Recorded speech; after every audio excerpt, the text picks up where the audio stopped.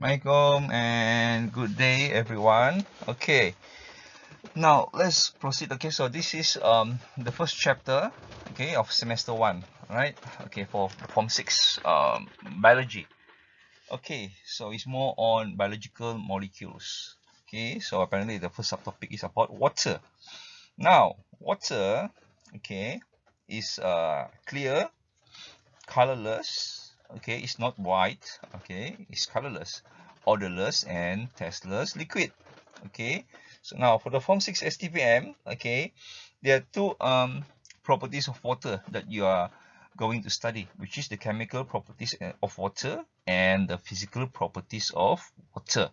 Okay, so we proceed with the chemical properties of water first. All right, okay, so the first one is water is polar. Okay, now if you look here, this is the electron model that shows how this atom in a water molecule, how they are interact with each other. Right, you can see the oxygen atom here and then the hydrogen atoms here and here. Okay, now each water molecule is composed of one oxygen atom and two hydrogen atoms. Okay, the oxygen atom shares one electron with each hydrogen atom, forming two covalent bonds. So meaning to say, in a water molecule, there are two covalent bonds there, right? Which is between the oxygen atom with the first hydrogen atom. Okay, so you can see from here, this is the first covalent bond, and this is the second covalent bond. All right. And then if you look at the electron model, you can see how the electron from the oxygen share, okay, another electron with the hydrogen atom. One is from the oxygen, one is from the hydrogen atom. Okay, they share this electron, this pair of electron, forming the covalent bond. All right. The bond angle between the two covalent oxygen-hydrogen bonds, okay, is at 104.5 degree. Okay, you can see the bond angle here between the two covalent bonds, okay, in a water molecule is at 104.5 degree. Now, class, is important for you to know that non-polar covalent bond, okay, is defined as the fairly equal sharing of electrons between two atoms. Meaning to say, if there are two atoms here that sharing electrons, okay, equally, okay, equally strength. All right, so the covalent bond that is formed between these two atoms is a non-polar covalent bond. Right, now if there is an unequal sharing of electrons, okay, between two atoms, okay, so these two atoms will form a polar covalent bond between them. Right, now as this is being exhibited by the atoms between oxygen atom and hydrogen atom in a water molecule. Okay, why? Okay, because this is oxygen atom is more electronegative, okay, than the hydrogen atoms, so the bonds are polar. Okay, now being said that the oxygen atom is more electronegative means, okay, the oxygen atoms will draw the electron towards itself. Okay, so the oxygen atom became slightly negative, okay, while the hydrogen atoms slightly positive. Okay, as you can see from here. Now, moreover, because of water molecule, okay, is a non-symmetrical shape. Non-symmetrical shape means, okay, when you cut half, okay, of this structure of this molecule of water, you cannot get both sides equally of the same shape or same structure. Right, if you make a cutting here, okay, on the left side you get OH, while on the right side you get only H. If you make a cut here, okay, the same thing, you get hydrogen on the left side and OH on the other side. So it's a non-symmetrical shape. So what happens, these polar bonds, okay, they cannot cancel each other, so this made water a polar molecule. Okay. Again, overall, water is a neutral molecule. Although the covalent bonds, okay, that exists in a water molecule is a non-polar, sorry, is a polar covalent bond, okay, and the water molecule itself is a polar molecule, yet the water molecule is a neutral molecule, right? Now, strength of covalent bonds. Okay, now this is more about chemistry. This is not about biology, but I think it's good for you to know or to refresh your memory about this covalent bond. Okay, now the strength of a covalent bond, it depends on the number of the shared electrons. The double bonds, okay, allowing two atoms to share two pairs of electron, are stronger than single bond in which only one electron pair is being shared, as you can see from here. Okay, only a pair of electrons being shared. So this will form a single covalent bond. And while here you can see there are two pairs of electron being shared. So this is a double covalent bond. Okay, which is exhibited by oxygen gas. Oxygen share, okay, a double covalent bond with another oxygen atom. So they form this double covalent bond. Right, this is triple covalent bond, which is sharing of three pairs of electron between two atoms. And this is shown by the nitrogen gas. More energy is required to break a double bond than a single bond. Okay, that's explanation. That explains why, okay, a triple covalent bond, okay, are stronger than the single or the double covalent bond. Because you need more energy to break the covalent bond. All right. Okay. Second chemical properties of water is that water is an excellent solvent, okay, due to the polarity of water. Now, water dissolves ionic salts, okay, such as sodium chloride. When are put into water, what happens? The negative ends of the water molecules are attracted to the sodium ions, is what being shown here. You can see the negative ends of the water, which is from the oxygen. All right, it is attracted to the sodium ions, which is positively charged. Remember, positive and negative, they are attracted to each other. Okay, and the positive ends of the water molecules, you can see here, which is from the hydrogen atoms, are attracted to the chloride ions, which is negatively charged. So what happens? Water molecules will weaken and break the ionic bonds between the sodium chloride. And then the water molecules will surround the ionic salts. This causes the sodium ions and the chloride ions to separate or dissociate in the water. Right? So this explains how these ionic salts, they dissolve in water. Okay. Now, water, okay, also dissolve large polar molecules such as ammonia. So what happens here?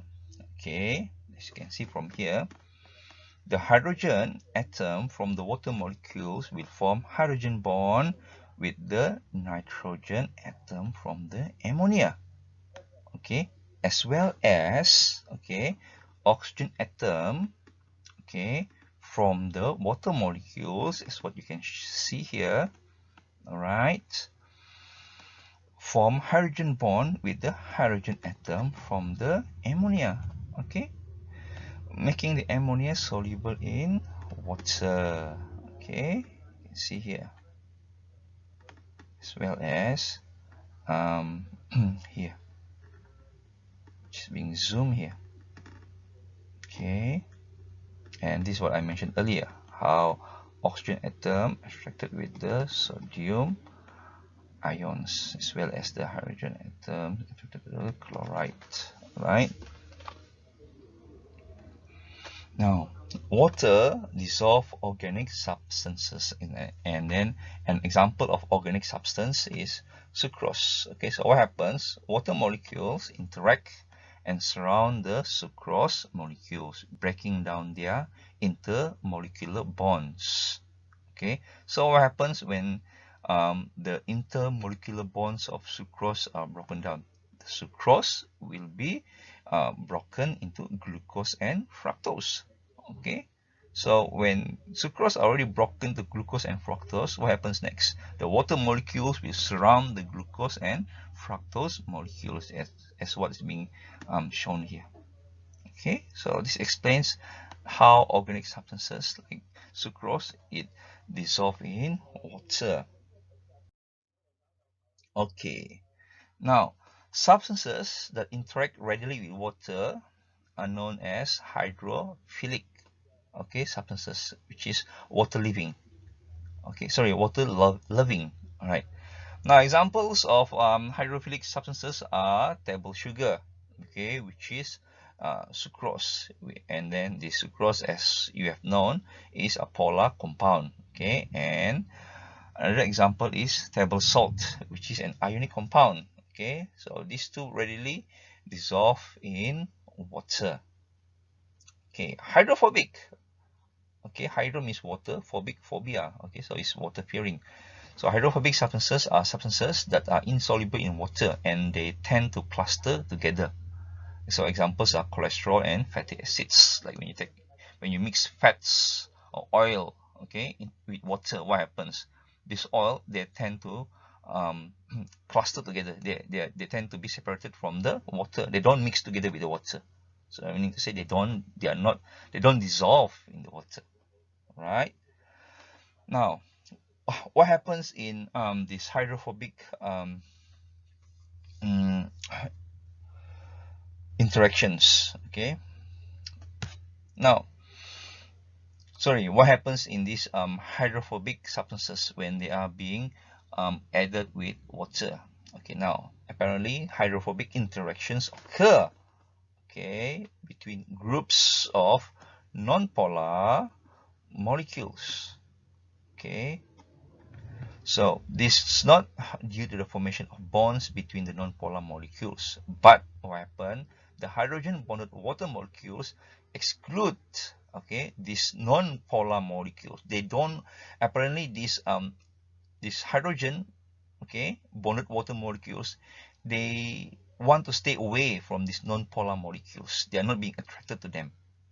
Okay, and in a sense this will drive them together. Drive them together means it drives the non-polar molecules to cluster together. Okay, so hydrophobic substances are important in living things, okay, because of their ability to form structures that are not disrupted by water. Okay, and this explains why your cells, okay, they don't how do I put this, dissolve, okay, in your body fluid. Your cells, it stays at ease because your cells are apparently they are surrounded with bilayer of phospholipids. Okay, phospholipid is another example of hydrophobic substances. Okay, you will learn this in the subsequent chapter. All right. Okay, water is relatively a stable compound. Okay, why? Polarization of water molecules, okay, causes the water molecules to be linked together by hydrogen bonds. You can see here, this one water molecules here, they are being linked by another water molecule by this hydrogen bond. Okay, hydrogen atoms, okay, in one water molecule, all right, will form hydrogen bond with the oxygen atoms in other water molecules. Okay, you can see here, this is the hydrogen atom of this water molecule, form this hydrogen bond, okay, with the oxygen atom from another water molecules. Okay, the same goes here, this hydrogen atom from this hydrogen bond with this oxygen atom from other water molecules. Now class, hydrogen bond is weak, okay, that's why when you draw hydrogen bond, okay, when you draw this hydrogen bond, they are represented by these dotted lines, not a straight line. Okay, covalent bond, you use a straight line, but when it comes to hydrogen bond, it must be dotted line. Okay, all right. One water molecule can form 4 hydrogen bonds with 4 other water molecules. Is it? Okay, now this is one water molecule. Okay, let's count the number of hydrogen bond it forms with other water molecules. So this hydrogen here, okay, from this water molecule form this hydrogen bond. So we have 1. Okay, and then the oxygen atom, right, it can form 2 hydrogen bond with 2 different hydrogen atoms from 2 different water molecules. So this is 1, this is another one. So we have 1, 2, 3. Okay, hydrogen bond already, and this is the 4th hydrogen bond. Okay, between this hydrogen atom with another oxygen atom of different or other water molecule. All right. Hydrogen bond is more easily broken than a covalent bond, but many hydrogen bonds taken together are quite strong. So, okay, so although this hydrogen bond is weak, but when you have lots of hydrogen bonds, okay, so this made the hydrogen bond overall as a strong hydrogen bond, okay, within the water.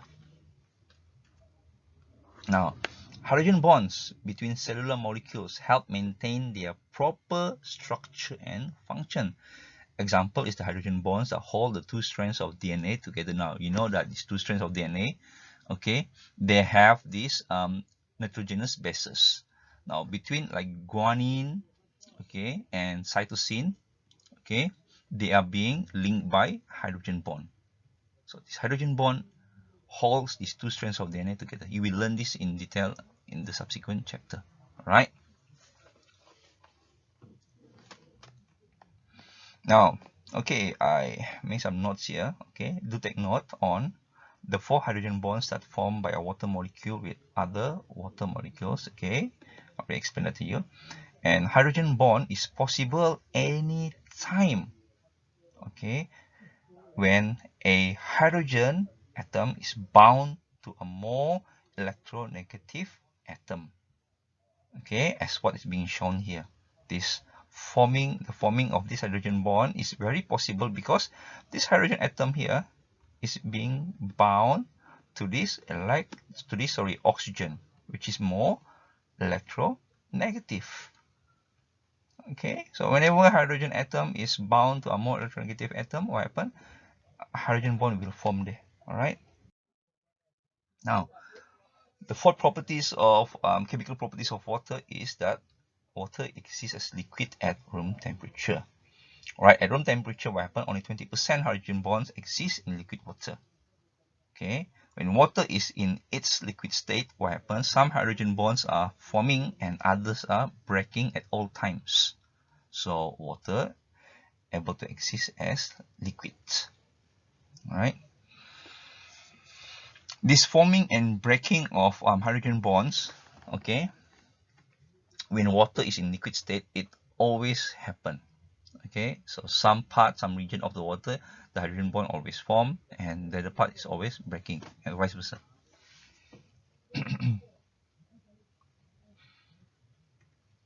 Now, the lower the temperature, okay, the more hydrogen bonds are formed, right? At 0 degrees Celsius, what happens? More stable hydrogen bonds are being formed, okay, forming a 3D structure of ice, as you can see from here. All right. This explains why the ice expands. Do you notice that the volume of the ice is bigger? It expands, right? The ice expands because of the structure of the 3D. At high temperature, however, what happens? The heat energy, okay, because of the high temperature, will break the hydrogen bonds, okay, between the water molecules. And this will increase the kinetic energy of the water molecule. So what happens when the water molecules has enough kinetic energy? Okay, firstly, they will collide with each other. And then, more kinetic energy, what happens when they gain more kinetic energy? They will evaporate, okay, from the water liquid state. Okay. Now, physiological roles of water based on chemical properties. Okay, now physiological roles means how important is this water when it comes or when it's being related to our body. Okay, right, so water acts as a medium for reactions to take place. Now example, seeds, okay, starts to germinate immediately after it absorbs water. Okay, so apparently what happens, water activated the enzymes and substrate molecules in the cytoplasms of the seeds. This one you will learn in detail in semester 2. Okay, and then water as a solvent to transport substances in the blood of animals or xylem and phloem of plants. Okay, then water as a substrate for photolysis in the photosynthesis. This one you will learn later on in this first semester. Okay, photolysis is the breaking of water, okay, with the presence of light. And then hydrolysis when it comes to digestion of foods. Okay, and water interacts with macromolecules such as proteins and nucleic acids, making their structures more stable and maintain their 3D structure. Okay, like for example is the DNA, sorry, the double helix, okay, which I mentioned earlier. Okay, now we proceed with the physical properties of water. Okay, so first things first, okay, water has high specific heat capacity, okay, which is 4182 joule per kilogram degree Celsius. Now what is specific heat capacity? Now it is defined as the amount of heat is needed to raise the temperature of 1 gram of water by 1 degree Celsius. Okay, amount of heat is needed to raise temperature 1 gram of water by 1 degree Celsius. So having the number of 4182 joule per kilogram degree Celsius is quite high, right? So what does this indicate? This indicates that a lot of energy is needed to raise the temperature of the water, right? Why? Because of the hydrogen bonds between the water molecules. Remember, water hydrogen bonds, when it comes to one hydrogen bond is weak, but when you have lots of hydrogen bonds, okay, it causes the hydrogen bonds, the number of hydrogen bonds that is a lot there, okay, it needs more energy to be broken down. All right, so the many hydrogen bonds that link water molecules together help water absorb heat without a great change in temperature. Water holds onto its heat and its temperature falls more slowly than that of other liquids, right? So now physiological roles or PR. Okay, now in the exam you don't write PR. Okay, PR is different. In different field, PR has different meaning. Okay, so physiological roles of water. Okay, when it comes to having high specific heat capacity, first is prevents our body temperature from rising too fast. Okay, why? Because water able to absorb a lot of heat from the muscle. Okay, your muscle, they are active respiring cells, so they always produce heat. So this heat will be absorbed by water. So now it is important, okay, why you should take okay, at least 6 to 8 glasses of water per day, right? Even when you're having a fever, okay, you have to drink lots of water, okay, because water will prevent your body temperature from further rising, right? Okay, now second physiological roles, water provides a constant environment in the sea, okay, for the aquatic organism, right? Temperature of water rises and falls slowly, making organisms are better able to maintain their normal internal temperatures and are protected from rapid temperature changes. Okay, so these are the physiological roles, okay, of water having high specific heat capacity, right? Okay, high heat of evaporation. Okay, now high heat of evaporation, heat of evaporation means, okay, is the amount of energy okay, needed to change 1 gram of liquid water to gas at constant temperature. Okay, now water has high heat of evaporation, which is 2260 kilojoule per kilogram. This is a big figure. Okay, so now a lot of energy is needed to change, okay, liquid water to the gas, okay, because of the hydrogen bonds that must be broken between the water molecules. Okay, so this is quite similar with the specific heat capacity. Okay, now what does this having high heat of evaporation, okay, apply to the living organisms? Okay, now when water evaporates, it takes up a large amount of heat, okay, as it changes from a liquid to a gas. This means that splashing of water on the body will help keep body temperature within a normal range. Okay, because the water, okay, when you are heating up, you splash your body with water. So what happens? The water molecules will absorb the heat to break down their hydrogen bonds. So when the heat are being absorbed, taken out from your skin, your body via your skin, okay, this will lower down your body temperature, which in turn, okay, keeps your body cool down a bit, okay, and maintain your body temperature within the normal range.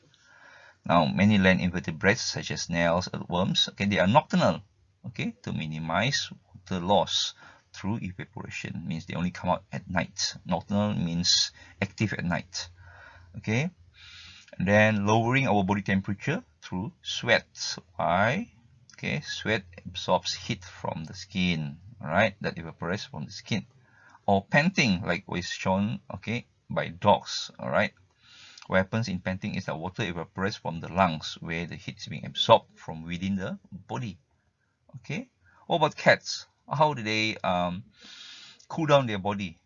They will lick their fur. All right. So the water from their saliva, which is on their fur, it helps to dissipates or remove the heat from their body. Now, when an animal sweats or gets splashed, body heat is used to vaporize water, thus cooling the animal, right? Transpiration in plants' leaf will minimize overheating in plants. Why? As water evaporates from its surface. Okay, when the water evaporates, it will take some of the heat from the plant. So this in turn will cool down the plants. Okay, now during the summer, what happens? The ocean absorbs and stores the solar heat. And during the winter, what happens? The ocean will releases the heat slowly. And this will maintain the constant environment temperature in the ocean, okay, for the ocean organisms. All right. Now, water has, okay, density or specific gravity, okay, of water, which is highest at 4 degrees Celsius. Meaning to say that water will sink, okay, when it is cooled to 4 degrees Celsius, but floats by further cooling. Okay, further cooling of water will turn the water from its liquid phase to its solid phase, which is the ice. Now, at 4 degrees Celsius, what happens? The water molecules become more compact, okay, and this is because they have shortest intermolecular bonds, okay. The intermolecular bonds here is being referred to the hydrogen bonds, because from one molecule of water with one molecule of water, the distance of the hydrogen bonds is shortest, okay. Now at 0 degrees Celsius, what happens? The hydrogen bonds, okay, will occupy more space, okay, as water freezes. Freezing starts from the top of the water surface, okay, as the surface is subjected to lower temperature first. Okay, now this refer to any bodies of water, okay, example the lake, okay. After a certain thickness is formed, what happens? Ice will insulate the water below, trapping heat. Okay, you can see from the diagram here. Okay, after a certain thickness, okay, you can see after a certain thickness here, the water, okay, underneath the ice will remain in its liquid phase. Okay, now, this enables aquatic organisms to survive in a lake during the winter or in a tundra ocean. Okay, and this helps to circulate nutrients in a frozen lake after the winter. Why? Because when the temperature of the water at the bottom increases after the winter, the water will move up, bringing soluble salts along. Alright. Okay, water has high cohesive and adhesive force. Okay. Now, cohesion is the ability of water molecules to cling to each other because of the hydrogen bonding. This causes water exist as a liquid under ordinary conditions of temperature and pressure. The strong cohesion of water molecules is apparent, it's very obvious, okay, because water flows freely, yet water molecules do not separate from each other. Right? So this explains why this explains the presence of the cohesion between the water molecules. That they're having this high cohesive force between these water molecules. Okay. Adhesion is the ability of water molecules to cling to other polar surfaces. Okay, such as the surface of the xylem. This is because of water's polarity. Okay, cohesion is because of hydrogen bonding. Adhesion is because of the water's polarity. Right? Now, this having high cohesive and adhesive force, okay, helps to transport water and minerals in the xylem. Right? You learn this later on in detail. Okay, enables water to stay in the upper layer of soil or topsoil. Okay, so that plants and other soil organisms can live well in it. Right? Multicellular animals often contain internal vessels in which water will assist the transport of nutrients and waste because the cohesion and adhesion of water. Okay, like us, we are multicellular animals. Okay, and then our internal vessels are our blood circulatory system or your blood capillaries. Okay, as well as your lymphatic system. Okay. Now, adhesion allows blood to fill the tubular vessels of the cardiovascular system, right? So again, let's recap adhesion. Okay, the force between water molecules, and adhesion, the force between water molecule with a polar substance. Okay, I think this is the last chemical properties of water. Sorry, the physical properties of water. All right, water has high surface tension. Now, high cohesive force of water, okay, at the surface of the water that is being exposed to air will create a strong inward pull of water, okay, and this forms the surface tension, right? The stronger the force between molecules in a liquid, the greater the surface tension, right? Now, the physiological roles. This creates a habitat on the surface of the water. Okay, example, the water striders that stay and gather food or catch prey on the surface of water. I'm sure you have seen these water striders before, right? Okay, and then allows the female mosquitoes to stand on water and lay eggs. I have the diagram in the picture, which I will show it to you later in the next slide. Okay, and then allows tiny mosquitoes' eggs to float and larvae to attach to the surface, okay, of water for their siphons to breathe air. Okay, you can see here. That's why one method of killing these larvae is by adding oil to the surface of the water. When you add oil here, what happens? You are preventing oxygen from entering the siphons of these larvae. Okay, thus killing these larvae of these mosquitoes. Okay, see, they're like eggs on the surface of the water. Okay, so gross. All right. Okay, this is the water strider. All right. Okay, so this is the surface tension.